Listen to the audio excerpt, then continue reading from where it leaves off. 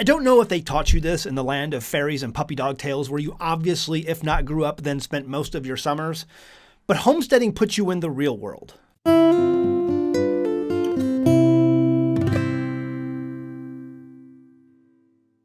The real world being that food does not come from the grocery store. Food comes from the farm. And this mother and this daughter stuck their toe into that homesteading pond, and they did not like the temperature of the water. Not at all. All right, so the other day, I posted that video of that girl who submitted her goat to the 4-H county fair with the understanding, as it's explicitly written in the rules, that the animal, after auction, you would be paid for the animal, which was a substantial amount of money. And then the animal would go to a barbecue. Okay, it has a date. It has a dinner date. And then the mother just could not stand to see her child crying over this pet goat, the beloved pet goat that they submitted to the county fair with the expectation and knowing that it had a dinner date. It stole the animal back and then ran off with it and got upset that authorities and people were threatening, with lawsuits and damages, and police were knocking on doors and trying to find this goat that had its dinner date to keep, and eventually did.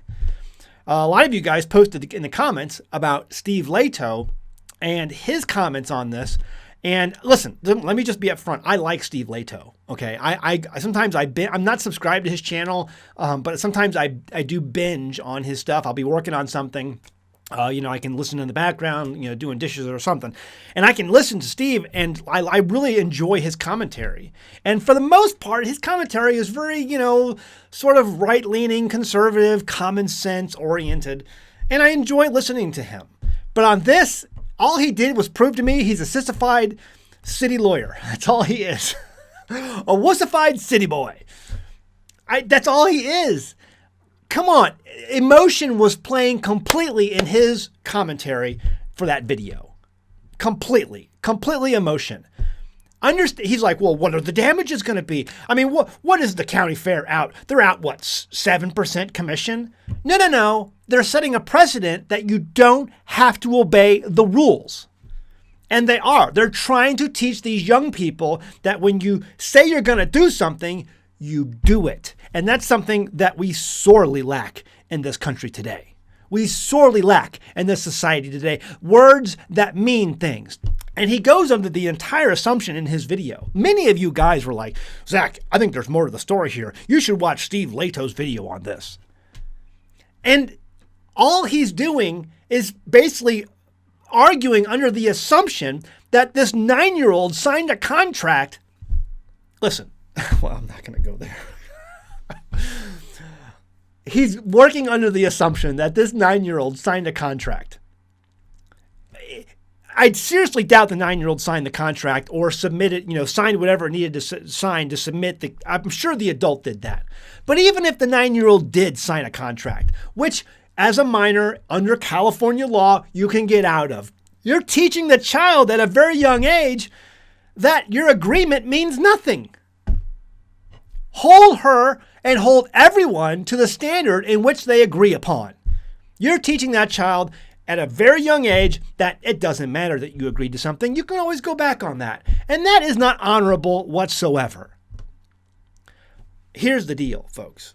This was an agreement with an expectation that the animal, once judged and put through the county fair, would be sold at auction with the money going to the person who raised that animal.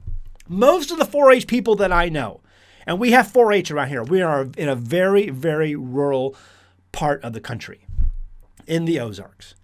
And lots of young people raise up their animals, they raise up their chickens, they raise up their rabbits, they raise up their turkeys, they raise up their sheep, they raise up their goats, they raise up their pigs, they raise up their cows and calves, with the expectation that it's going to go to a fair and that you're going to get paid for the work that you put in to raising that animal. Now, if that goat, which is supposedly raised around almost $1,000, the girl obviously did a really good job at raising that animal to get that high of a price at the auction. And, it was a state senator that put the money up.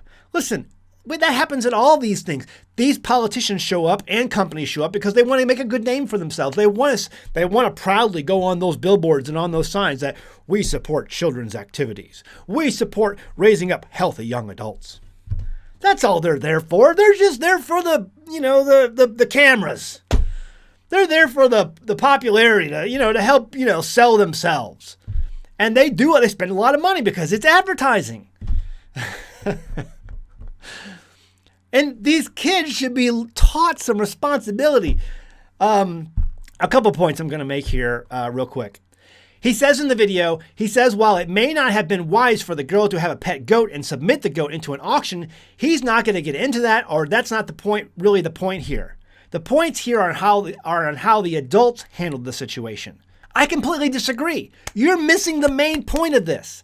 The expectation that the mother should have given the girl.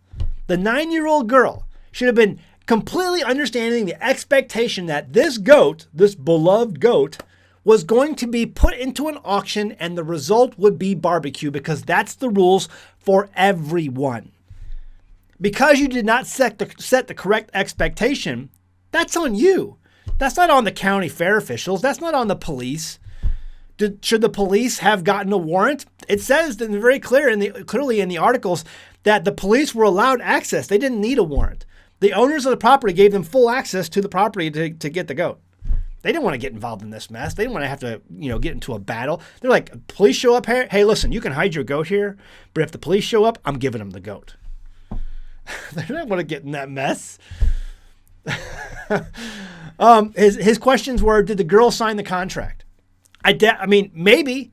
But again, even if she did sign the contract, which there's nothing in all the articles I've read state that the 9-year-old girl signed. But if she did, you're setting the expectation now to the girl. You're setting the example for that girl that, hey, it's okay if you sign a contract, you can get out of it because words don't mean things. You're setting a bad example.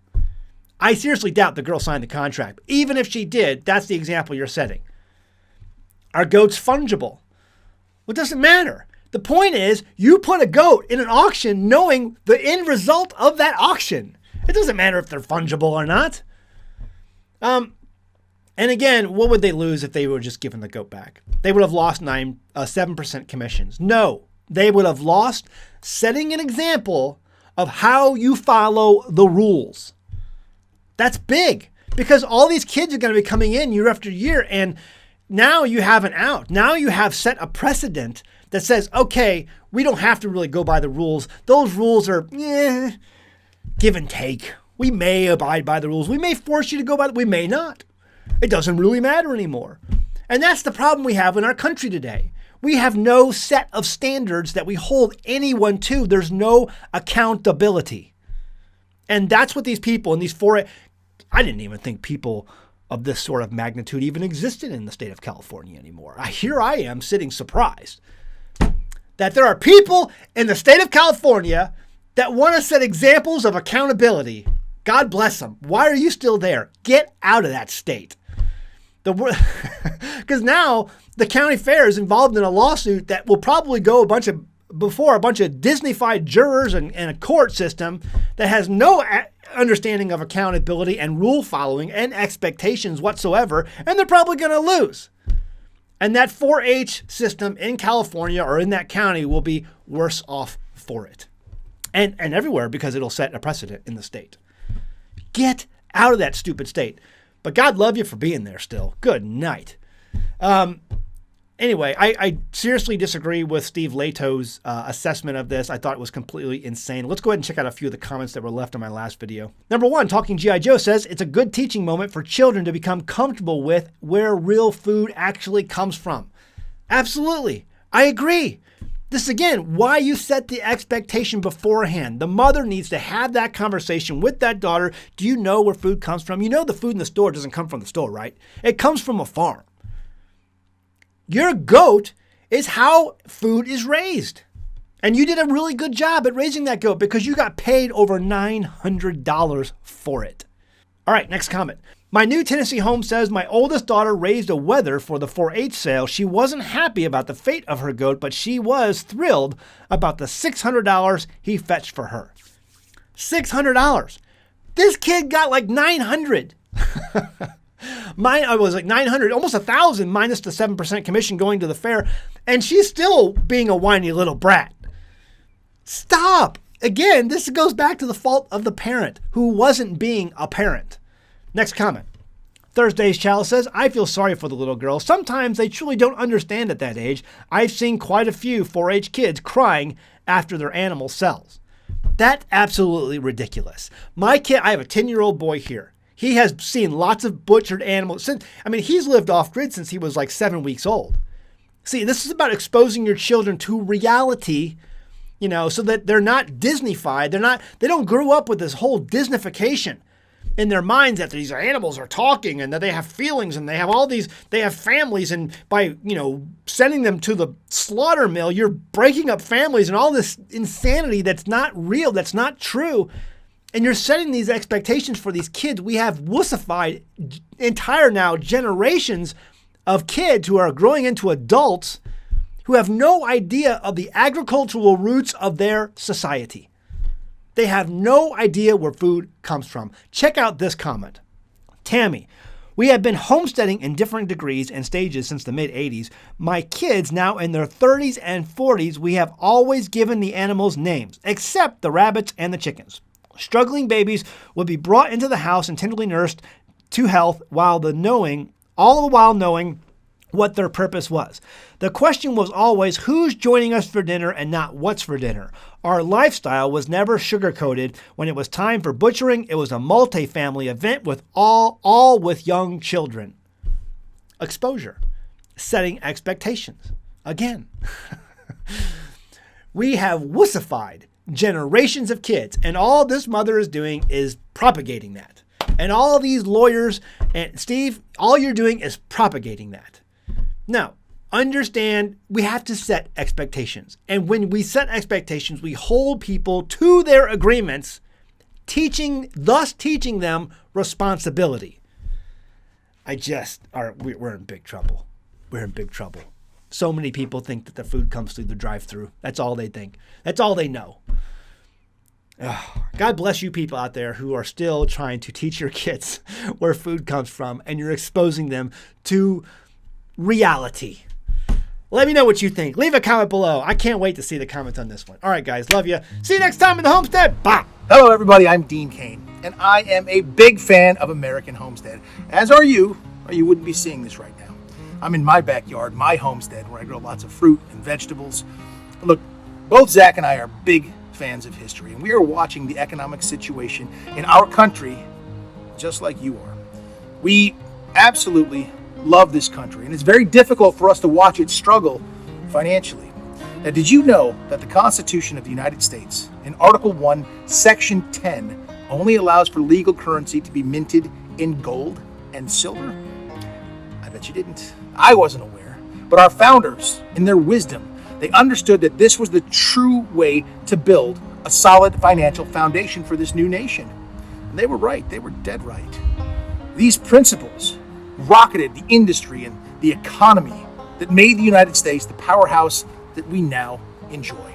However, today, the US dollar, it's not backed up by anything of real value. And here we are.